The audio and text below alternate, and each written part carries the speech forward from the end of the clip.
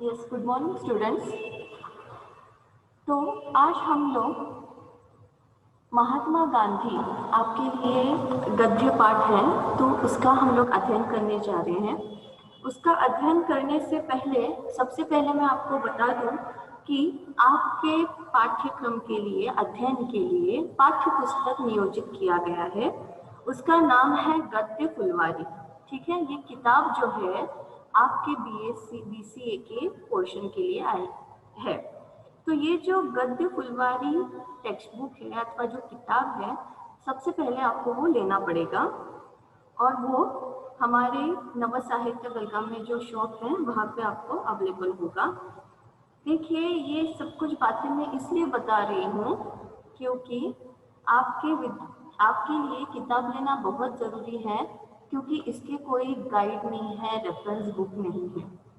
ठीक है, आपको अध्ययन करना है तो सबसे पहले आपके हाथ में किताब होनी चाहिए, तभी आपको पाठ समझ में आ सकता है। ठीक है, तो मैं और एक बार आपको नाम बताती हूँ। आपके टेक्स्ट बुक का नाम जो है वो गद्य फुलवारी है, जिसके संपादक हैं राजेंद्र पोवार। ठीक है, तो आपको सबसे पहले जो कहानी है वो है महात्मा गांधी। ठीक है, तो ये जो महात्मा गांधी है वो एक आत्मकथा है, यानी ऑटोबायोग्राफी है, जिसमें का एक अंश आपको अध्ययन के लिए दिया गया है। उसका नाम है चोरी और प्रायश्चित, यानी पाठ का नाम जो है वो है चोरी और प्रायश्चित, जिसके लेखक हैं महात्मा गांधी जी। ठीक है, अगर आप किताब खोलेंगे तब अनुक्रमणिका में आपको मिल जाएगा कि हिंदी गद्य के विविध विधाओं में से आपको ये चुने गए हैं। अभी हिंदी के विविध विधाएं क्या हैं?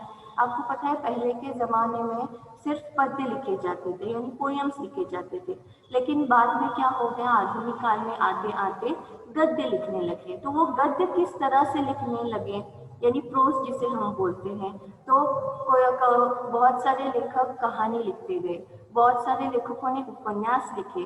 कभी कभार अगर कहानी छोटी होती है, अगर स्टोरी छोटी होती है, तो वो छोटे पन्नों में खत्म हो जाती थी, तो उसको हम लोग बोलते हैं कहानी।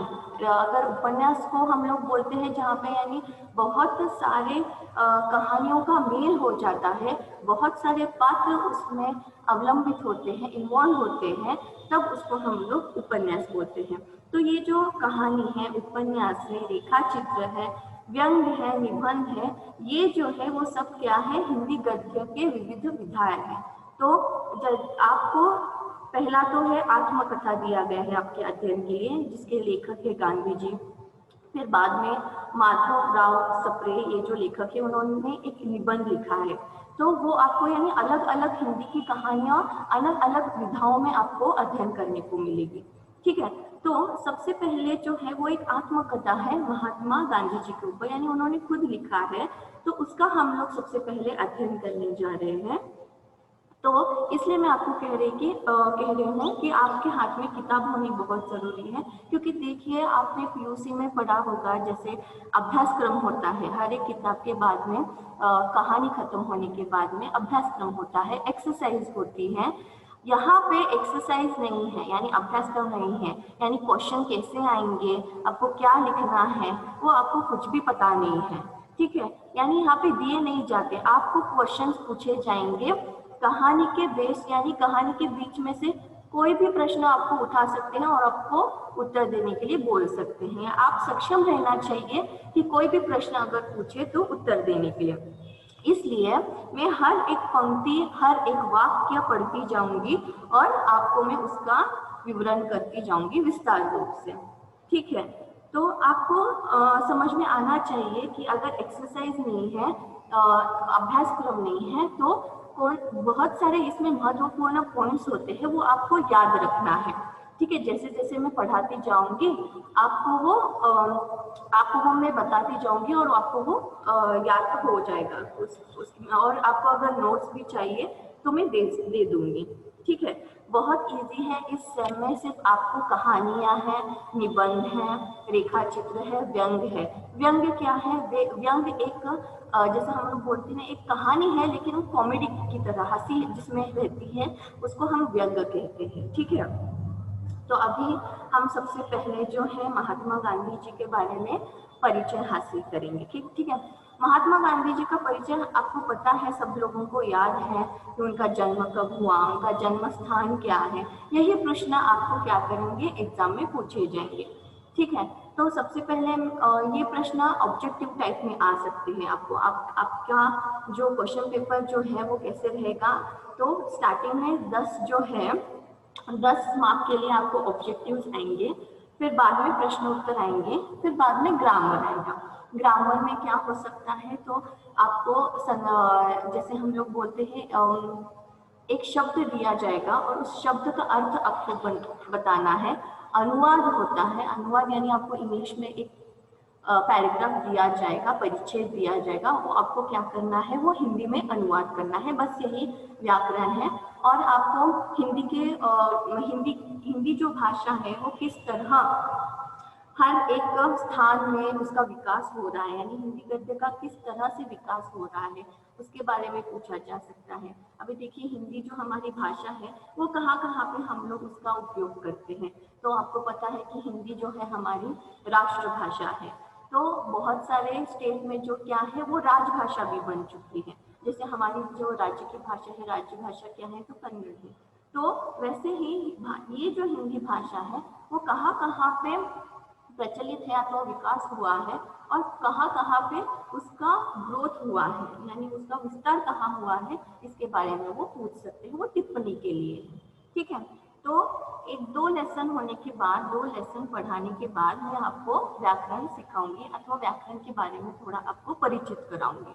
ठीक है, तो आज मैं आपको महात्मा गांधी जी का सबसे पहले तो परिचय दूंगी। नेक्स्ट क्लास में आपके हाथ में किताब होनी बहुत जरूरी है, क्योंकि आपको जो भी डिफिकल्ट वर्ड्स रहते हैं, देखिए ये जो हिंदी है वो बहुत सरल भी है और बहुत सारे यहाँ पे कठिन शब्द भी रहते हैं। तो आपको कुछ डिफिकल्टीज हो तो शब्दार्थ समझ में नहीं आया तो आप हमें पूछ सकते हैं। ठीक है, हम लोग एक बार लाइव गूगल मीट करेंगे, तब आप अपने प्रश्न जो है आप हमारे सामने रख सकते हैं। ठीक है, तो अभी सबसे पहले हम क्या करेंगे, तो परिचय की शुरुआत करेंगे। देखिए यहाँ पे क्या है, महात्मा गांधी का जन्म 2 अक्टूबर 1869 में हुआ था और उनका जन्म स्थान जो है वो पोरबंदर है, यानी गुजरात में है। ठीक है, उनका पूरा नाम मोहनदास करमचंद गांधी है। ये तो आपको बहुत पहले से पता है, मुझे ज्यादा जानकारी देने की कुछ आवश्यकता नहीं है। ठीक है, उनकी शिक्षा जो है उन्होंने यूनिवर्सिटी कॉलेज लंदन में अपनी पूरी की और मोहनदास गांधी जी जो है वो एक पेशे से वकील थे। ठीक है, तो ये जो 4 पॉइंट्स है वो बहुत बहुत महत्वपूर्ण है। आपको प्रश्न पूछा जा सकता है ऑब्जेक्टिव के लिए कि महात्मा गांधी जी का जन्म कहाँ हुआ, कब हुआ, अथवा उनका पूरा नाम क्या है और उन्होंने क्या शिक्षा ग्रहित की है, तो इसके बारे में वो पूछा जा सकता है। तो ये 4 पॉइंट्स हो गए। ठीक है, बाद में देखिए गांधी जी ने अहिंसक सविनय अवज्ञा का अपना राजनीतिक औजार प्रवासी वकील के रूप में दक्षिण अफ्रीका में भारतीय समुदाय के लोगों के नागरिक अधिकारों के लिए संघर्ष हेतु प्रयुक्त किया। यानी लंदन में वो तो उन्होंने अपना शिक्षण ग्रहण कर लिया, फिर बाद में उन्होंने क्या किया, तो दक्षिण अफ्रीका चले गए। दक्षिण अफ्रीका में क्यों चले गए, तो आपको पता है वहाँ पे बहुत सारे वहाँ पे राजनीतिक बहुत सारी कठिनाइयाँ झेलते थे वहाँ के लोग, क्योंकि जैसे हम लोग बोलते हैं जो रंग के ऊपर, यानी वहाँ पे जैसे उनको भी स्वतंत्रता नहीं मिली थी, वो भी पारतंत्र में ही अपना जीवन व्यतीत कर रहे थे और उन्होंने उनके यहाँ क्या होता था, कलर के बारे में यानी रंग के बारे में बहुत भेदभाव होते थे। उच्च नीच रंग के अनुसार उनका विग्रह किया जाता था। तो ऐसे ही उसका विरोध करने के लिए गांधी जी जो है वो दक्षिण अफ्रीका गए थे। तो वही यहाँ पे दिया गया है कि अहिंसक सविनय अवज्ञा। अभी अहिंसक यानी क्या है, इसका अर्थ है हिंसा नहीं करना।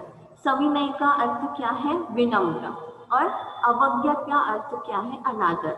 यानी जहाँ पे अहिंसा और विनम्रता का अनादर होता है, उसके विरोध में वकील बनकर गांधी जी ने क्या किया है, उसका विरोध किया। ठीक है, समझ में आ रही बात? तो ये महत्वपूर्ण है।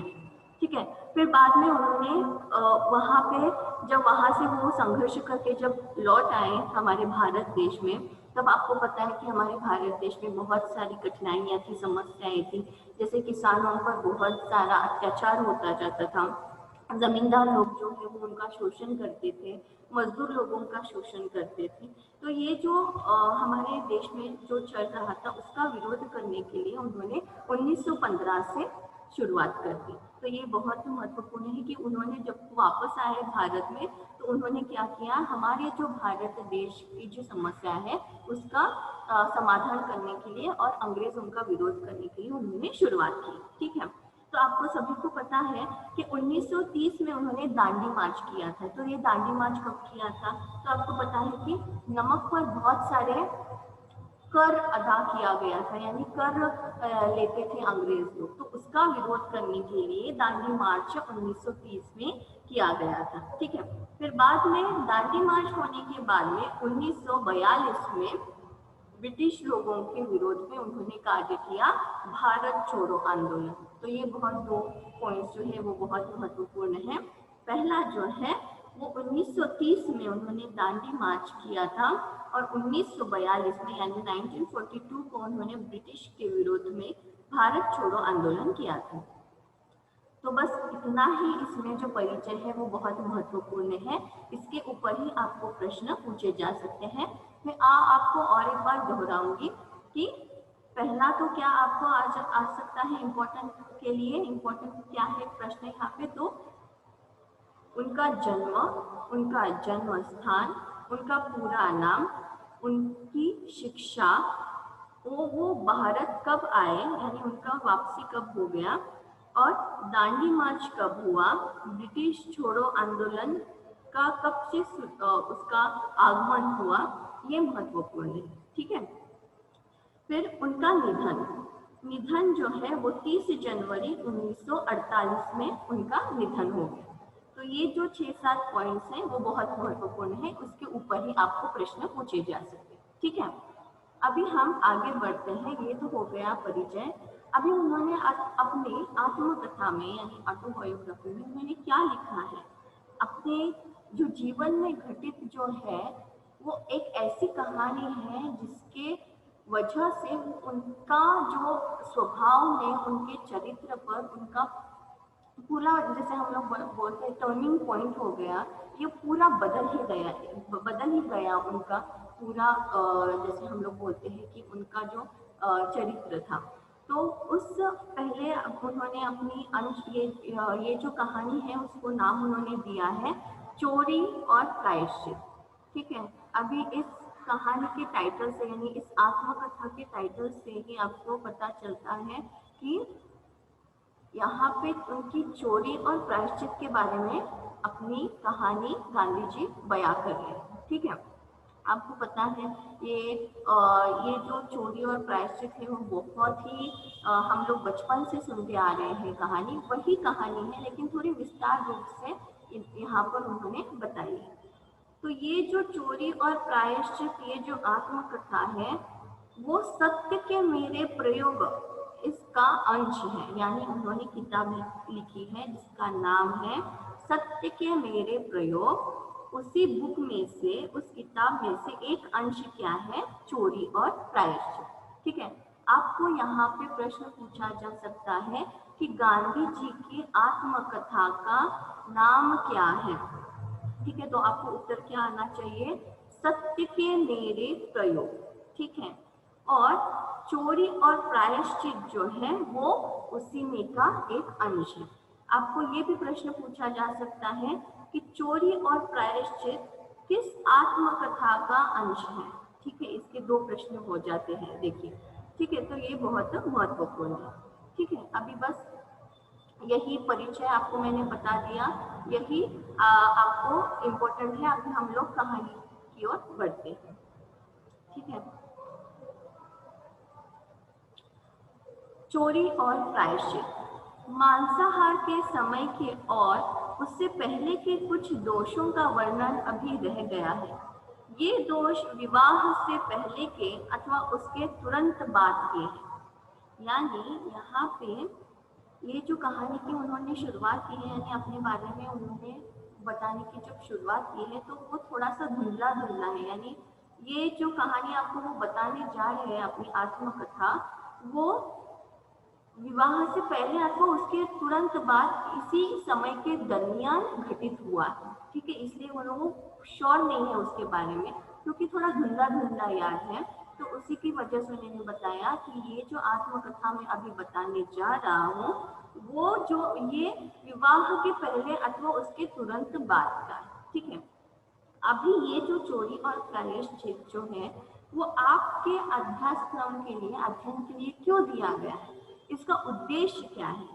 तो सबसे पहले इस कहानी का उद्देश्य है कि प्रायश्चित और शांत स्वभाव से गलती को माफ करना। ठीक है, याद रखिए, चोरी और प्रायश्चित इस आत्मकथा का उद्देश्य है गलतियों से प्रायश्चित करना, और प्रायश्चित होने के बाद गलती सुधारने के लिए शांत रीति से उस गलती को माफ करना ही महत्वपूर्ण है जीवन में। ठीक है, आपको में ये उद्देश्य क्यों आया है, ये आपको आगे पता चल जाएगा। ठीक है। अपने एक रिश्तेदार के साथ मुझे बीड़ी पीने का शौक लगा। हमारे पास पैसे नहीं थे।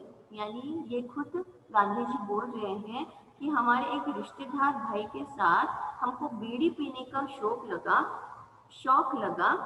हमारे पास पैसे नहीं थे, लेकिन बीड़ी खरीदने के लिए उनके पास पैसे नहीं थे। हम दोनों में से किसी का यह ख्याल तो नहीं था कि बीड़ी पीने में कोई फायदा है अथवा उसकी गंध में आनंद है। उनको कुछ पता नहीं था कि बीड़ी पीने से फायदा है या नुकसान है। सिर्फ वो क्या कर रहे हैं, अपने जो बड़े कैसे बीड़ी पीते हैं उनका अनुकरण कर रहे हैं। ठीक है। पर हमें लगा कि सिर्फ धुआं उड़ाने में कुछ मजा है।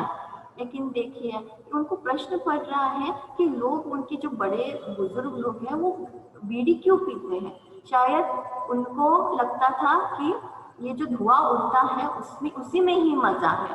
तो इसलिए क्या करें, वो धुआं उड़ाने के लिए, यानी बीड़ी फूकने के बाद जो धुआं आता है उसमें कुछ मजा है, वो देखने के लिए वो क्या करते हैं कि बीड़ी पीने की उनको आदत लग जाती है, और बीड़ी पीने की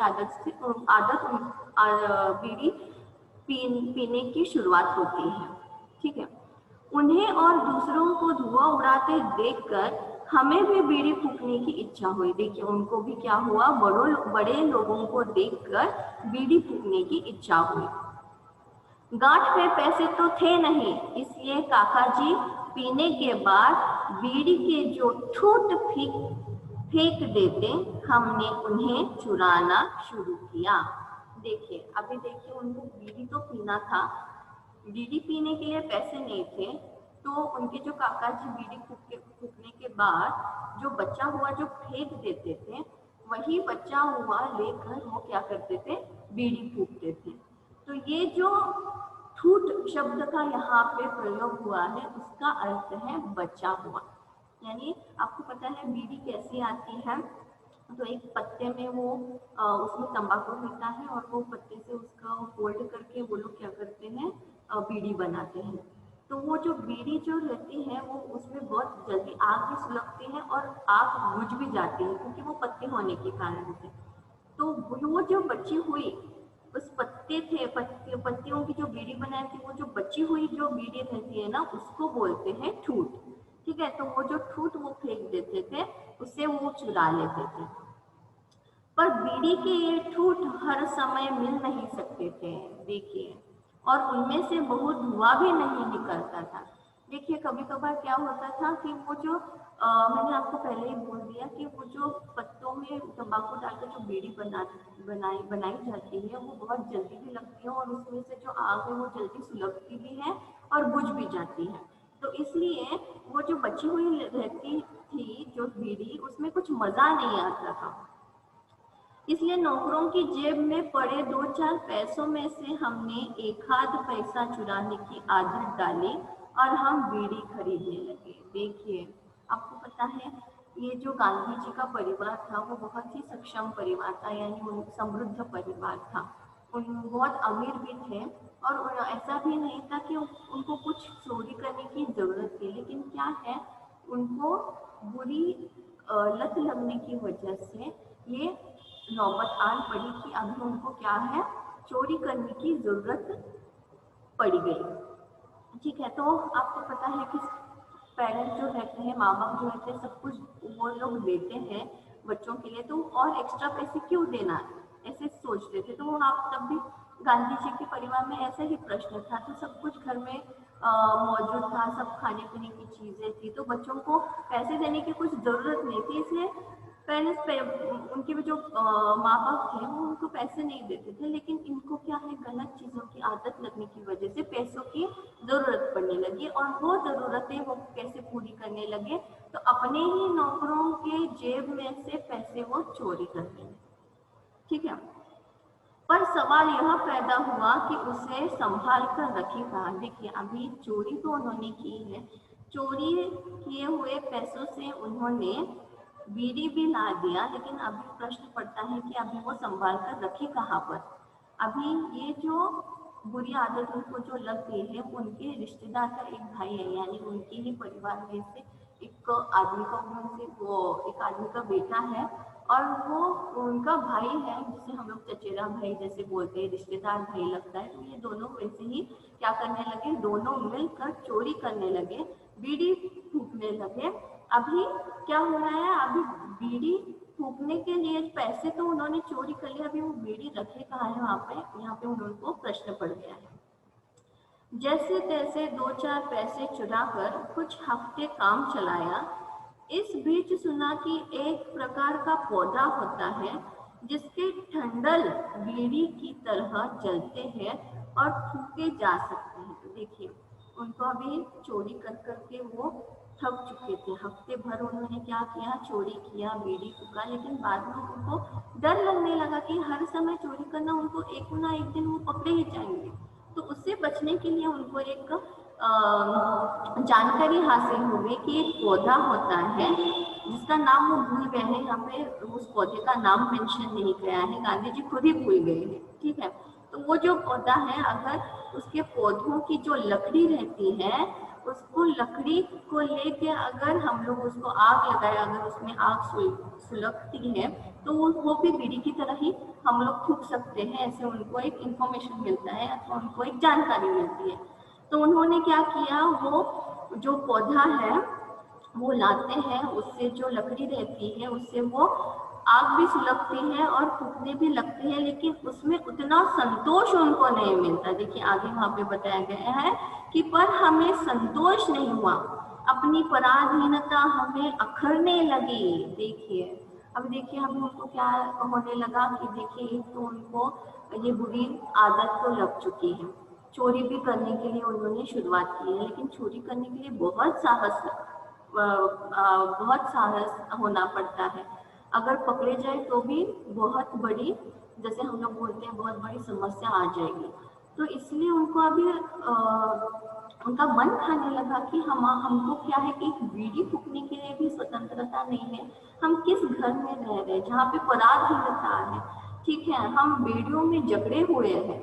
तो अब उनको क्या होने लगा है, अभी तो बीड़ी फूकने की जो उनको लत लगी थी, वो तो उनकी यानी उनका जो बीड़ी फूकने की जो इच्छा थी वो तो पूरी हो गई, उसके लिए उन्होंने चोरी भी की। अभी चोरी से भी उनको तृप्ति नहीं मिल रही, मन को शांति नहीं मिल रही। अभी उनको ऐसा महसूस हो रहा है कि हम लोग कितने पराधीन हो चुके हैं, हम लोग कितने दूसरों के नीचे जकड़े हुए हैं, ऐसे उनको लग रहा है। हम ऊब गए और हमने आत्महत्या करने का निश्चय कर लिया। देखिए, ये जो दोनों भाई हैं, उनको इस पराधीनता से वो बहुत ही तंग आ चुके थे। और उनको ऐसा लगने लगा कि अभी इसका एकमात्र इलाज जो है वो आत्महत्या है। तो उन्होंने क्या किया, आत्महत्या करने का निश्चय कर लिया। देखिए यहाँ पे ये जो चोरी और प्रायश्चित है, एक दृश्य आपको बताया गया है कि कैसे उनको बड़ों को देखकर बीड़ी पीने की आदत लगती है। बीड़ी पीने के लिए पैसे नहीं थे, इसलिए उन्होंने किस तरह दूसरों के जेब से पैसे लेकर चोरी करने की शुरुआत की।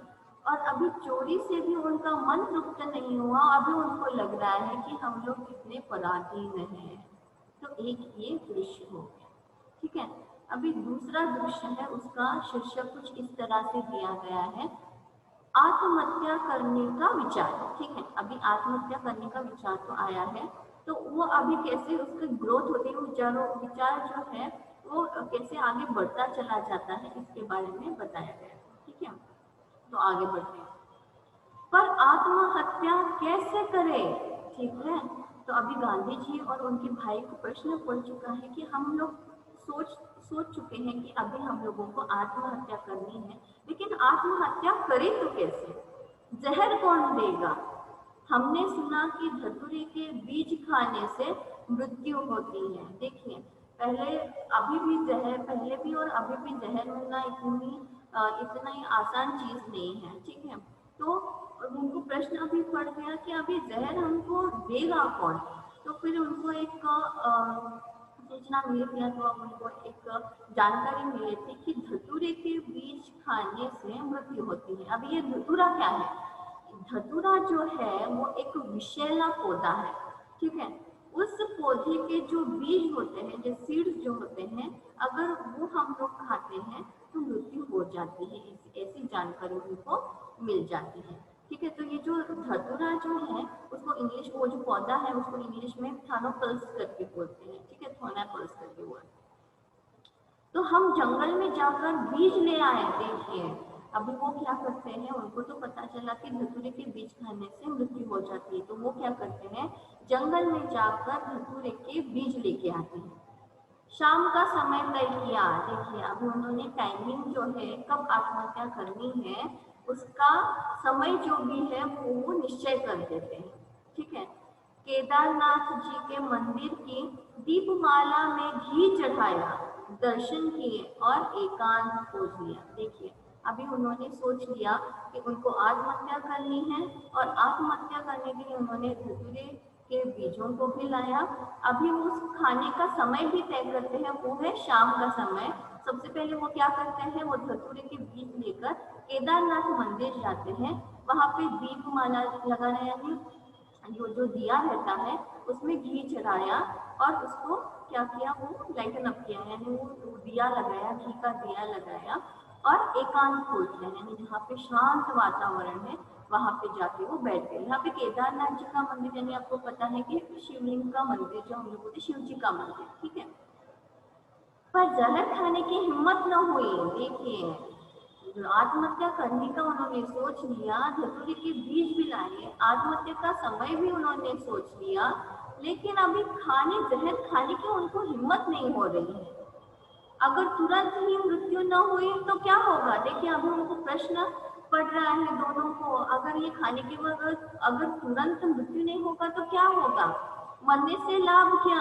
अभी उनको प्रश्न पड़ रहा है, हम तो अभी पराधीन, हम लोग मान रहे कि हम लोग पराधीनता में जीवन व्यतीत कर रहे हैं, तो मरने से लाभ क्या, क्यों ना पराधीनता ही सह ली जाए। देखिए अभी उनको क्या, अगर वो तुलना करते हैं दोनों सिचुएशन को, समय को, तो वो बोलते हैं, यानी वो सोचते हैं कि मरने से अच्छा तो पराधीनता ही अच्छी बात है।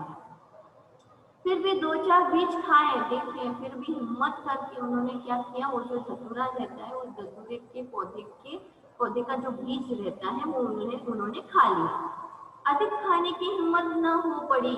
देखिए वो जो धतूरे का बीज रहता है वो बहुत विषैला होता है, लेकिन एक बीज खाने से व्यक्ति की मृत्यु नहीं होती। ठीक है, तो उसके लिए बहुत सारे जो बीज होते हैं वो खाने पड़ते हैं, तभी आदमी की मृत्यु हो जाती है। वो क्या करते हैं दोनों भाई, हिम्मत करके दो चार खा लेते हैं, अधिक खाने को उनकी हिम्मत नहीं होती। दोनों मौत से डरे और यह निश्चय किया कि राम जी के मंदिर में जाकर दर्शन करके शांत हो जाए और आत्महत्या की बात भूल जाए।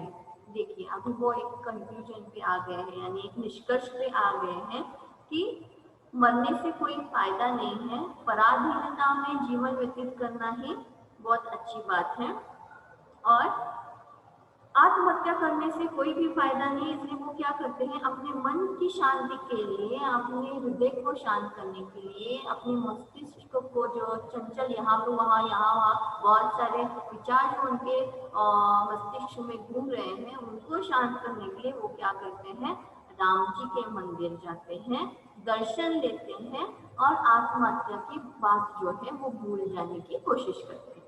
ठीक है, आगे मेरी समझ में आया कि आत्महत्या का विचार करना सरल है, आत्महत्या करना सरल नहीं है।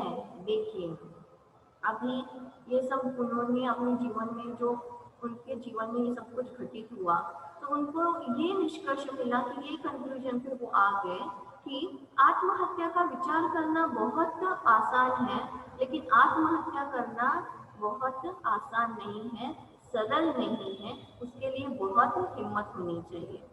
इसलिए कोई आत्महत्या करने की धमकी देता है तो मुझ पर उसका बहुत कम असर होता है। देखिए तो अभी कोई भी अगर गांधी जी को धमकी देते हैं कि मैं अभी आत्महत्या कर लूंगा ये वो, तो वो लोग वो जो है उस पर विश्वास जल्दी नहीं करते।